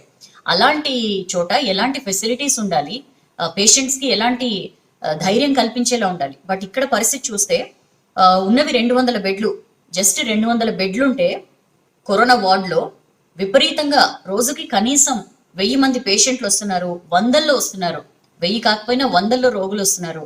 చేర్చుకోలేమని చెప్పి డాక్టర్స్ వెళ్ళగొడుతున్నారు. శాంపిల్స్ ఇచ్చిన తర్వాత 5 రోజులకు కానీ రిపోర్ట్లు రావట్లేదు. ఈ లోపల వాళ్ళు తిరుగుతున్నారు. కొంతమంది అక్కడే అడ్మిట్ అయ్యి జనరల్ వార్డులోనే కలిసి ఉంటున్నారు. చాలా లేని వాళ్ళకు కూడా వైరస్ దీనివల్ల ప్రబలుతున్న పరిస్థితి అని చెప్పి మనం ఈ ఆర్టికల్లో చూస్తున్నాం. తప్పుడు రిపోర్ట్లతో డెడ్ బాడీ అప్పగింతపై విమర్శలు కూడా వస్తున్న సిచ్యువేషన్. చాలా చోట్ల బెడ్లు లేవు, వెళ్ళిపోండి అని చెప్పి అంటున్నారు. ఎందుకంటే కనీసం 10 నుంచి 15 రోజులు కోవిడ్ కన్ఫర్మ్ అయితే ట్రీట్మెంట్ ఇవ్వాలి. బట్ ఏంటంటే తక్కువ కెపాసిటీ, 200 బెడ్ల కెపాసిటీ ఉండడం వల్ల విపరీతంగా వరంగల్ జిల్లాలో మనం చూస్తున్నాం. వరంగల్ అర్బన్ కానీ రూరల్ కానీ ఏ రేంజ్ లో కరోనా విజృంభిస్తుందో. బట్ ఇక్కడ మాత్రం ఆదివారం ఒక్కరోజే 186 పాజిటివ్ కేసులు వచ్చాయి వరంగల్ అర్బన్ లో. ఉన్నవి 200 బెడ్లు, ఇన్ని పాజిటివ్ కేసులకి ట్రీట్మెంట్ ఎక్కడ నడుస్తుంది? సో కరోనా సేవలు అందించడానికి సరిపడా బెడ్లు లేకపోవడంతో వాళ్ళని పంపించేస్తున్నారు. ఐసోలేషన్ లో ట్రీట్మెంట్ తీసుకుంటున్న వారిని నెగటివ్ రిపోర్ట్ రాకముందే డిశ్చార్జ్ చేసేస్తున్నారని చెప్పి మనం ఈ ఆర్టికల్లో చూస్తున్నాం. అందరూ కూడా severe acute respiratory infection ward లోనే ఉంటున్నారు ఎక్కువ మంది. వచ్చిన వారిని, కరోనా లక్షణాలతో వచ్చిన వారిని ఇక్కడ అడ్మిట్ చేసుకుని టెస్టులు చేస్తారు. పాజిటివ్ అని తెలిస్తే ఐసోలేషన్ వార్డుకి తరలించి ట్రీట్మెంట్ ఇస్తున్నారు. కానీ పరీక్ష ఫలితాలు రావడానికి ఒక 5-6 రోజులు పడుతుంది కాబట్టి వాళ్ళతో కలిసి ఉండడం వల్ల లేని వాళ్ళకి కూడా కరోనా ఇన్ఫెక్ట్ అవుతోంది. పాజిటివ్ నెగిటివ్ తిండి మాత్రం ఒక దగ్గరే. టెస్ట్లకు వచ్చిన వాళ్ళు, కరోనా పాజిటివ్ వాళ్ళు, కరోనా నెగిటివ్ ఉండి అంటే రెస్పిరేటరీ ఇల్నెస్ తో ట్రీట్మెంట్ తీసుకుంటున్న వాళ్ళు మొత్తం అందరూ కూడా ఫుడ్ తీసుకునేందుకు ఒక చోటుకే రావాలి. అక్కడ విపరీతంగా కరోనా స్ప్రెడ్ అవుతున్న పరిస్థితి అని చెప్పి చూస్తున్నాం. అడుగడుగున నిర్లక్ష్యమే అండి. డాక్టర్లు స్టాఫ్ ఎంతో చేస్తున్నా సరే ఆఫీసర్ల పర్యవేక్షణ నిర్లక్ష్యం మాత్రం అడుగడుగున కనిపిస్తోంది వరంగల్ ఎంజిఎం లో. ఈ నెల 15న వరంగల్లో మంత్రి ఎర్రబెల్లి దయాకర్ రావు రివ్యూ చేశారు. దీన్ని పూర్తి స్థాయి కోవిడ్ హాస్పిటల్ గా మారుస్తామని చెప్పి కూడా అన్నారు. బట్ ఎక్కడా కూడా ఏవి అమలు కాలేదు. కనీసమైన సౌకర్యాలు లేక అక్కడ చాలా ఇబ్బందులు ఎదురవుతున్నాయని చెప్పి మనం ఈ ఆర్టికల్లో చూడొచ్చు. 200 మంది ట్యాంక్ ఎక్కిండ్రు. భగీరథ కొలువులు మళ్లీ ఇవ్వాలని చెప్పి డిమాండ్ చేస్తూ సుమారు మిషన్ భగీరథ పథకంలో ఎవరైతే రాష్ట్ర వ్యాప్తంగా 709 మంది ఉద్యోగులు వాళ్ళని చెప్పా పెట్టకుండా మాకు అవసరం లేదని చెప్పి తీశారు కదా, మొత్తం 662 మంది వర్క్ ఇన్స్పెక్టర్లు, 47 మంది జూనియర్ అసిస్టెంట్లు, వీళ్ళందరూ కూడా రోడ్డున పడ్డారు. సో వీళ్ళు నిన్న సీఎం సొంత నియోజకవర్గం గజ్వేల్లో వీళ్ళు ట్యాంక్ ఎక్కారు. ప్రధాని మోడీ గజ్వేల్ మండలం కోమటి బండలో ఏదైతే భగీరథ పంప్ హౌస్ ని ఏదైతే ప్రారంభించారో ఆ పంప్ హౌస్ దగ్గర ఆందోళనకి దిగారు అని చెప్పి మనం చూస్తున్నాం. అక్కడ వాటర్ ట్యాంక్ ఎక్కి మమ్మల్ని వెంటనే విధుల్లోకి తీసుకోవాలి అని చెప్పి డిమాండ్ చేశారు అని చెప్పి ఆర్టికల్లో చూడొచ్చు. ఇక నెక్స్ట్ పేజ్కి వస్తే 20 రోజుల్లో 5 లక్షలు, దేశంలో వేగంగా కరోనా కేసులు పెరుగుతున్నాయి. ఒక వారం నుంచి మనం ఇందాక కూడా చెప్పుకున్నాం, 30,000కి తగ్గకుండా ప్రతిరోజు కేసులు వస్తున్నాయి. 11 లక్షలు దాటిందండి దేశవ్యాప్తంగా. ప్రపంచంలోనే 3వ ప్లేస్ లో ఉంది ఇండియా. రికవరీలు 7 లక్షలకు పైగా ఉన్నాయి. టెస్టులు ఎక్కువయ్యాయి. ఇప్పటిదాకా మన దగ్గర 1,40,00,000 టెస్టులు చేశారు. బెంగాల్లో కొన్ని చోట్ల కమ్యూనిటీ ట్రాన్స్మిషన్ జరిగిందని చెప్పి వాళ్ళు వారంలో 2 రోజులు లాక్డౌన్ ప్రకటించుకున్నారు. అయితే దేశంలో కేసులు పెరుగుతున్న పరిస్థితిని చూస్తుంటే కమ్యూనిటీ ట్రాన్స్మిషన్ కనిపిస్తోంది అని ఇండియన్ మెడికల్ అసోసియేషన్ చెప్తోందండి. పెరుగుదల చాలా ఎక్కువగా ఉంది. రోజుకి 30,000కి తగ్గకుండా కేసులు వస్తున్నాయంటేనే మనకు అర్థమవుతోంది ఎంత డేంజరస్ సిచ్యువేషన్ లో ఉన్నామో. ఊళ్ళకు కూడా ఇప్పుడు వైరస్ వ్యాపిస్తున్న పరిస్థితి. ఇది నిజంగా ఆందోళనకర విషయం అని చెప్పి ఐఎంఏ అంటోంది. ఇప్పుడు ఊళ్ళలో కనుక ఇప్పుడు ఎట్లయితే అర్బన్ ఏరియాస్ లో కేసులు ఎక్కువ వస్తున్నాయో అట్లా ఊర్లలో కూడా అదే స్థాయిలో కనుక వైరస్ విజృంభిస్తే కట్టడి చేయడం ఎవరి వల్ల కాదు. కేంద్రం, రాష్ట్రాలు ఎప్పటికప్పుడు సమన్వయంతో ఈ విషయంలో ముందుకు వెళ్ళాలి అని చెప్పి ఐఎంఏ చెప్తున్న పరిస్థితి. మహారాష్ట్రలో 3 లక్షలు. Maharashtra is the AP centre భారతదేశానికి కరోనా విషయంలో. మొత్తం కేసుల్లో 4వ వంతు అక్కడే ఉన్నాయి. ఇప్పటి వరకు 3 లక్షలకు పైగా కేసులు నమోదయ్యాయని చెప్పి మనం చూస్తున్నాం. ఆ తర్వాత తమిళనాడు, మహారాష్ట్ర తర్వాత అక్కడ 1,70,000 కేసులు ఉన్నాయి. తర్వాత ఢిల్లీ 1,22,000, కర్ణాటక 67,000, ఏపీ 53,000 కేసులు కనిపిస్తున్నాయి. మన దగ్గర కేసులు దాస్తున్నారు కాబట్టి లిస్ట్ లో మనం లేదు, లేకపోతే మనం ఇంకా చాలా ముందు ప్లేస్ లోనే ఉండేవాళ్ళం. కరోనా మరణాలు కూడా మహారాష్ట్రలో ఎక్కువ ఉన్నాయి. అక్కడ 11,000 మందికి పైగా కరోనా బారిన పడి చనిపోయారని చెప్పి మనం చూస్తున్నామండి. సో 6 నెలల్లో 11 లక్షల కేసులు మన దేశంలో కనిపిస్తున్నాయి. టెస్టులు పెరుగున్నాయి, రికవరీలు కూడా ఎక్కువ అవుతున్నాయని చెప్పి కేంద్ర ఆరోగ్య శాఖ చెప్తోంది. పాజిటివ్ రేట్ 7.44 ఉంది మన దేశంలో. Death rate 2.64. So community spread ఉన్నా లేకున్నా సేమ్ ప్రాసెస్ అని చెప్పి కేంద్ర ఆరోగ్య శాఖ చెప్తున్న పరిస్థితి. దేశం మొత్తం కూడా 80% కేసులు 49 జిల్లాల్లోనే ఉన్నాయి. సో కమ్యూనిటీ ట్రాన్స్మిషన్ కు ఛాన్స్ లేదు అని చెప్పి కేంద్ర ఆరోగ్య శాఖ చెప్తోంది. బట్ ఇండియన్ మెడికల్ అసోసియేషన్ మాత్రం వేరే రకంగా చెప్తోంది. ఇక ఇప్పుడు పెద్దగా తేడా ఏం లేదు, కమ్యూనిటీ ట్రాన్స్మిషన్ ఉన్నా లేకున్నా ఇప్పుడు ఏవైతే ఉన్నాయో, ఇప్పుడు ఏవైతే పద్ధతులు ఉన్నాయో వాటిని పాటించాలని చెప్పి కూడా చెప్తున్నారు. అండ్ కరోనా నుంచి కోలుకుని మళ్ళీ డ్యూటీలోకి వచ్చారండి ఢిల్లీ ఆరోగ్య మంత్రి సత్యేందర్ జైన్. మనకు తెలుసు ఆయన పరిస్థితి తీవ్రం అవడంతో ప్లాస్మా ట్రీట్మెంట్ చేశారు, కోలుకున్నారు. సో హీస్ బ్యాక్, ఆయన మళ్ళీ విధుల్లో జాయిన్ అయ్యారు. అండ్ రెబెల్స్ కు అనర్హత నోటీసులపై కోర్టు జోక్యం అక్కర్లేదు, స్పీకర్ ఇంకా నిర్ణయం తీసుకోలేదు. రాజస్థాన్ కాంగ్రెస్ రెబెల్స్ పిటిషన్ పై హరీష్ సాల్వే వాదనలని చెప్పి మనం చూసినాం. అయితే బీజేపీలో చేరితే 35 కోట్లు ఇస్తామన్నారని చెప్పి సచిన్ పైలట్ పై విమర్శలు చేశారు ఎమ్మెల్యే. బాధాకరమే ఈ ఈ ఈ కామెంట్స్, ఎమ్మెల్యే చేసిన కామెంట్స్. బట్ సర్ప్రైజ్ ఏం కాదని చెప్పి సచిన్ పైలట్ అంటున్న పరిస్థితి. దానికి సంబంధించిన వార్త. అండ్ తొలిసారి రోదస్ లోకి అరబ్ స్పేస్ క్రాఫ్ట్ 2021 ఫిబ్రవరిలో మార్స్ కి వెళ్లే దిశగా UAE first time space craft ని పంపించింది. అల్ అమల్ అంటే ఆశా ఉపగ్రహం అని చెప్పి దీనికి పేరు. 1.3 టన్నుల బరువు ఉంది. సో దాన్ని నిన్న పంపించింది యుఏఈ అని చెప్పి మనం ఆర్టికల్లో చూస్తున్నాం. నెక్స్ట్ పేజ్కి వస్తే ఇంక్రిమెంట్లు, బోనస్లు కొన్ని కంపెనీల నిర్ణయం. ఈ కరోనా వల్ల విపరీతంగా ఆర్థికంగా సతమతం అయిపోయి చాలా చోట్ల జాబ్ లాస్ కానీ లేకపోతే శాలరీ కట్స్ కానీ ఇవన్నీ చూసాం కదా. ఇప్పుడు కొన్ని కంపెనీలు, కొన్ని స్టార్టప్స్ అయితే జీతాన్ని నార్మల్ అంటే రెగ్యులర్ పేస్ ఇస్తున్నారు. మరికొన్ని చోట్ల వేతన పెంపును చేపడుతున్న ఆటో కంపెనీలు అని చెప్పి మనం చూస్తున్నాం. సో ఉద్యోగాల కోత నుంచి ఇప్పుడు ప్రమోషన్లు లేకపోతే బోనస్లు, జీతాల పెంపు ఇవన్నీ కూడా చేపడుతున్నాయి కంపెనీలు అని చెప్పి మనం ఈ ఆర్టికల్లో చూడొచ్చు. వచ్చే 2-3 నెలల్లో ఇంక్రిమెంట్లు ఇస్తామని చెప్పి automobile industry Maruti, Ford, Skoda, Volkswagen, MG motor ఇవన్నీ కూడా డెసిషన్ తీసుకున్నాయి. దానికి సంబంధించిన వార్త. అండ్ అదే పేజ్ లో మాజీ పైలట్ అవుతాడా jet owner. So jet Airways విపరీతంగా నష్టాల ఊబిలో కూరుకుపోయి ఏం జరుగుతుంది జెట్ ఎయిర్వేస్ భవితవ్యం అని చెప్పి అనుకున్నాం కదా. సో ఈ జెట్ ఎయిర్వేస్ కి ఒకప్పుడు పైలట్ గా పనిచేసిన సంజయ్ మాండవ్య జెట్ ఎయిర్వేస్ కొనుగోలు రేస్ లో ముందంజలో ఉన్నారు. సో ఆయనే ఓనర్ కాబోతాడు అని చెప్పి మనం ఈ ఆర్టికల్లో చూస్తున్నాం. ఇవాటితో తుది గడువు ముగియబోతోంది. సో షార్ట్ లిస్ట్ అయిన పేర్లలో సంజయ్ మాండవ్య పేరుంది. సో దానికి సంబంధించిన వార్త. సో ఈ మాజీ పైలటే జెట్ ఓనర్ అవుతాడా అని చెప్పి అంతా ఆసక్తిగా ఎదురు చూస్తున్నారు. ఇక నెక్స్ట్ పేజ్కి వస్తే T20 వరల్డ్ కప్ వాయిదా ఎట్టకేలకు ఐసీసీ ప్రకటించిందండి. అందరూ కన్ఫర్మ్ అయిపోయారు ఎలాగ వరల్డ్ కప్ వాయిదా పడుతుందని చెప్పి. బట్ మీనమేషాలు లెక్కిస్తుంది ఐసీసీ అనౌన్స్ చేయడానికి. మొత్తానికి అయితే ప్రకటించింది T20 వరల్డ్ కప్ ఇప్పుడున్న పరిస్థితుల్లో నిర్వహణ సాధ్యం కాదు, వాయిదా వేస్తున్నామని చెప్పి. సో ఇంకా బీసీసీఐకి లైన్ క్లియర్ అయింది IPL 13 కి అని చెప్పి మనం ఈ ఆర్టికల్లో చూస్తున్నాం. 3 మెగా ఈవెంట్ల షెడ్యూల్స్ లో మార్పులు జరిగాయి. 2021 ఇండియాలో జరగాల్సిన men's T20 world cup October November లో జరుగుతుందని చెప్పింది. And 2022 men's T20 world cup October November లో ఉంటుంది అదే సంవత్సరం. అండ్ 2023 మార్చ్ ఇండియాలో జరగాల్సిన మెన్స్ వన్డే వరల్డ్ కప్ ని అదే సంవత్సరం అక్టోబర్ నవంబర్ కి మార్చారు అని చెప్పి. సో ఈ T20 వరల్డ్ కప్ తో మొత్తం 3 మెగా ఈవెంట్స్ ని వాయిదా వేసింది ఐసీసీ. దానికి సంబంధించిన వార్త. ఇక ఏపీలో 22న కేబినెట్ విస్తరణ. ఏపీలో కేబినెట్ విస్తరణకి రంగం సిద్ధమైందండి. 2 కొత్త మంత్రులు ప్రమాణ స్వీకారం చేసే ఛాన్స్ ఉంది. తూర్పుగోదావరి జిల్లాలో శెట్టిబాలిజ సామాజిక వర్గానికి చెందిన రామచంద్రాపురం ఎమ్మెల్యే చెల్లుబోయిన వేణుగోపాలకృష్ణ, మత్స్యకార కుటుంబానికి చెందిన పలాస ఎమ్మెల్యే సీదిరి అప్పలరాజుని కేబినెట్ లోకి తీసుకుంటారని చెప్పి కూడా వార్తలు వస్తున్నాయి. దానికి సంబంధించిన వార్త. అండ్ కలెక్టర్లు వేధిస్తున్నారు, పనులు చేయటం లేదని నోటీసులు హైకోర్టుకి సర్పంచ్లు. చాలా చోట్ల జిల్లా కలెక్టర్లు హెచ్చరికలు, షోకాజ్ నోటీసులు ఇచ్చి మమ్మల్ని వేధిస్తున్నారని చెప్పి సర్పంచ్లందరూ కూడా గవర్నర్, కేంద్ర మంత్రుల్ని కలిసేలా ఆలోచన చేస్తున్నారు. మూకుమ్మడి రాజీనామాలు చేస్తామని హెచ్చరిస్తున్నారని చెప్పి ఆర్టికల్లో చూడొచ్చు. మెయిన్ గా ఏంటంటే పల్లె ప్రగతి, డంపింగ్ యార్డు, వైకుంఠధామం, ప్రకృతి వనం, హరితహారం పనుల్ని కలెక్టర్లు పరిశీలిస్తున్నారు. ఈ పనులు సరిగ్గా జరగకపోతే అందరి ముందు సర్పంచ్ని తిట్టడం కానీ, టార్గెట్లు పెట్టడం కానీ, ఇట్లా పంచాయతీ సెక్రటరీని నిలదీయడం కానీ ఇవన్నీ చేస్తున్నారు. విపరీతమైన ఒత్తిడిలో మేము ఉంటున్నాం, ఒత్తిడికి గురవుతున్నాం అని చెప్పి సర్పంచ్లందరూ అంటున్న పరిస్థితి. సో మాకు ఇది కరెక్ట్ కాదు, మూకొమ్మడిగా మేము రాజీనామాలు చేస్తామని చెప్పి కూడా వీళ్ళు అంటున్నారు. గవర్నర్ని, కేంద్ర మంత్రుల్ని కలిసేలా కూడా వీళ్ళు ప్లాన్ చేస్తున్నారు అని చెప్పి మనం ఈ ఆర్టికల్లో చూస్తున్నాం. సో ఎందుకంటే అందరి ముందు క్వశ్చన్ చేయడంతో మాకు కూడా హర్టింగ్ గా ఉంటుంది. కరోనా ఇంత విజృంభిస్తున్న టైంలో కలెక్టర్లు దాని మీద దృష్టి పెట్టకుండా ఇవన్నీ చూసి ఇవి మేము టార్గెట్లు మేము రీచ్ కాలేదని చెప్పి మమ్మల్ని ప్రెషరైజ్ చేయడం ఏంటని చెప్పి కూడా సర్పంచ్లు అంటున్న పరిస్థితి.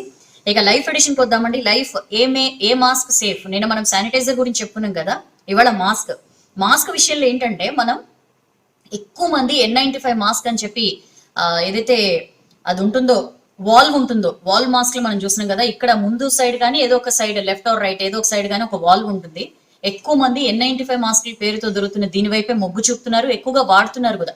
ఇదైతే కరోనా సోకకుండా మనల్ని కంట్రోల్ చేస్తుంది, 95% ఫిల్టర్ చేస్తుంది అని చెప్పి N95 అని తనకు పేరు వచ్చింది, ఎక్కువగా అది వాడుతున్నారు. కానీ చాలా మంది చెప్తున్న హెచ్చరికలు ఏంటంటే ఈ మాస్కులు మాత్రం ఇతరులకి కరోనా సోకేందుకు కారణమవుతున్నాయి. మామూలుగా ఏమీ లేని వాళ్ళు కూడా దీన్ని పెట్టుకోవడం మంచిది కాదు అని చెప్పి కూడా ఎక్స్పర్ట్స్ చెప్తున్నారండి. ఎందుకంటే ఈ వాల్వ్ ఉండడం వల్ల ఇది కేవలం పొల్యూషన్ ని ఫిల్టర్ చేస్తుంది. బయట ఉండే పొల్యూషన్, డస్ట్ పార్టికల్స్ వీటిని ఫిల్టర్ చేసి మనం ఫ్రెష్ ఎయిర్ ఇన్హేల్ చేసుకోవడానికి మనకు ఉపయోగపడుతుంది. ఒక కరోనా పేషెంట్ కనుక ఈ N95 మాస్క్ పెట్టుకుని బయటకు వెళ్తే ఖచ్చితంగా అతని నుంచి బయటికి స్ప్రెడ్ అయ్యే ఛాన్సెస్ ఉంటాయి. సో ఎట్టి పరిస్థితిలో కూడా ఈ వాల్వ్డ్ మాస్క్ మంచిది కాదు. ఇది వన్ వే ఫిల్టరేషనే చేస్తుంది. బయట నుంచి గాలిని ఫిల్టర్ చేసి మనం తీసుకోవడానికి ఉపయోగపడుతుంది తప్ప మనం వదిలే గాలిని ఫిల్టర్ చేసి బయటకి ఇవ్వదు. మనం వదిలే గాలిని యాజ్ ఇట్ ఈస్ గా బయటకి ఇచ్చేస్తుంది. కాబట్టి కరోనా పేషెంట్స్ కానీ ఏసిమ్టమాటిక్ క్యారియర్స్, చాలా మందికి సిమ్టమ్స్ లేవు, మనకి తెలీదు వాళ్ళలో వైరస్ ఉందో లేదో టెస్ట్ చేసేంత వరకు కూడా. సో ఇలాంటి వాళ్ళందరూ N95 మాస్కులు పెట్టుకుంటే ఖచ్చితంగా వాళ్ళు కరోనా స్ప్రెడర్స్ గా మారుతారు. అందుకని చెప్పి ఎవ్వరు కూడా దీన్ని పెట్టుకోవద్దు. ఈ వాల్వ్ ఉన్న మాస్కుల్ని ఎట్టి పరిస్థితిలో ఉపయోగించొద్దు అని చెప్పి ఎక్స్పర్ట్స్ చెప్తున్నారు. ఆఫీసులు, వర్క్ ప్లేస్లు, షాపింగ్ మాల్స్ లోకి వాల్ మాస్కులు ఉన్న వాళ్ళని అనుమతించకూడదు అని చెప్పి కూడా ఎక్స్పర్ట్స్ చెప్తున్నారు. ఇప్పటికే చాలా సంస్థలు, ఆఫీసులు, హాస్పిటల్స్ లో ఈ పద్ధతిని పాటిస్తున్నారని చెప్పి కూడా మనం ఈ ఆర్టికల్లో చూస్తున్నాం. సో మాస్క్ పెట్టుకోకున్నా వాల్ మాస్క్ పెట్టుకున్నా ఒకటేనంట. సో అంత దారుణంగా ఉంటది. సో ఒకవేళ మీలో ఎవరైనా వాల్ మాస్క్ వాడుతుంటే వెంటనే అలవాటుని మానేసేయండి. 2 లేయర్డ్ లేదా 3 లేయర్డ్ క్లాత్ మాస్క్ ని వాడడానికే ప్రిఫరెన్స్ ఇవ్వండి. సో ఇవి ఇవాల్టి వెలుగు పేపర్ లో వచ్చిన వార్తలు, విశేషాలు. ఈ ప్రయత్నం ఎట్లుందో కింద ఫీడ్బ్యాక్ సెక్షన్ లో మీ కామెంట్ డెఫినెట్లీ పోస్ట్ చేయండి. And thank you all for your lovely participation. నచ్చితే లైక్ చేయండి, బాగా నచ్చితే షేర్ చేయండి, బట్ రోజు వెయిట్ చేయండి, వచ్చేస్తాను వెలుగు పేపర్ ని మీకు వినిపించడానికి. ఇవాళకింతే మాస్క్ పెట్టుకోండి, ఫిజికల్ డిస్టెన్సింగ్ పాటించండి, చేతుల్ని శుభ్రంగా కడుక్కోండి, వాల్వ్ ఉన్న మాస్క్లు వాడకండి. రేపు కలుద్దాం. Stay safe, have a nice day. This is Soujanya signing off.